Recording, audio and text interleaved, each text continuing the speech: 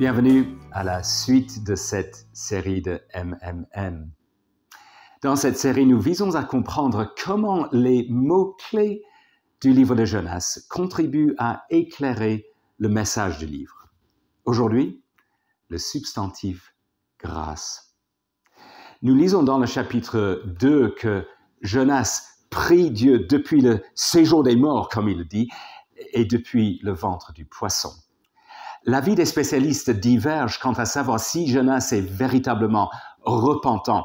Pour ma part, je le pense. Il y a en tout cas un net contraste entre le Jonas du chapitre 1er et le Jonas du chapitre 2. Le Jonas du chapitre 2 est reconnaissant à Dieu pour le fait de l'avoir sauvé de la noyade.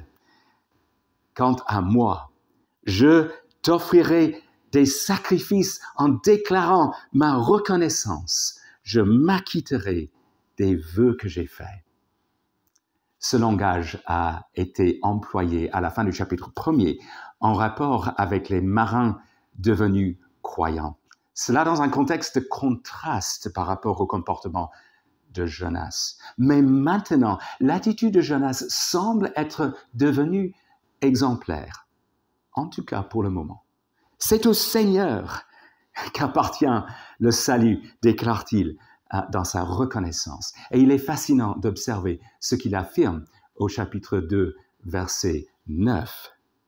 Ceux qui s'attachent à des idoles sans consistance éloignent d'eux la bonté ou la fidélité ou la grâce. Cela pourrait vouloir dire que de tels idolâtres, eux, n'agissent pas de façon fidèle. Mais dans le contexte, il est plus probable qu'il est en train de refléter la grâce dont lui est le bénéficiaire, la grâce provenant de Dieu, la grâce manifestée dans son cas par le salut face à la noyade. Il est heureux d'avoir été gracié par Dieu. C'est au Seigneur qu'appartient le salut, déclare-t-il au verset suivant. Mais lorsque Dieu fait preuve de grâce envers les Ninivites, il le déplore. Chapitre 4, verset 2. Éternel, n'est-ce pas ce que je disais lorsque j'étais encore dans mon pays?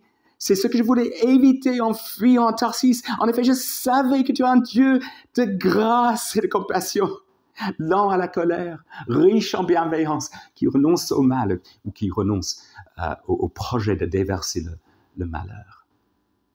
Qu'est-ce qu'il veut? La grâce ou le jugement?